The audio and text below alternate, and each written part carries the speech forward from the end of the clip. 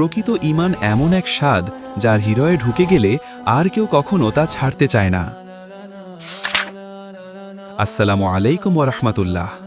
সম্মানিত দর্শকবৃন্দ, আজকের হাদিস আমাদেরকে জানিয়ে দেয় সত্যিকারের ঈমান মানুষের জীবনকে কিভাবে বদলে দেয়। চলুন দেরি না করে আল্লাহর নামে শুরু করি।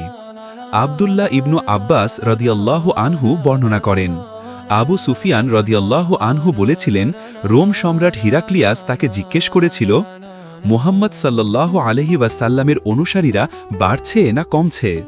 তিনি উত্তর দিলেন, তারা সংখ্যায় বাড়ছে। হিরাক্লিয়াস বললেন, প্রকৃত ঈমানের নিয়মই এটাই, এটি পূর্ণতা না পাওয়া পর্যন্ত মানুষ এতে বৃদ্ধি পেতে থাকে। আরেকটি প্রশ্ন ছিল, কেউ কি ইসলাম গ্রহণের পর আবার অপছন্দ করে মুরতাদ হয়ে যায়? আবু সুফিয়ান রাদিয়াল্লাহু আনহু বললেন, না। তখন হিরাক্লিয়াস বললেন, হৃদয়ে ঈমানের স্বাদ ঢুকে গেলে মানুষ কখনো তা ঘৃণা করতে পারে না।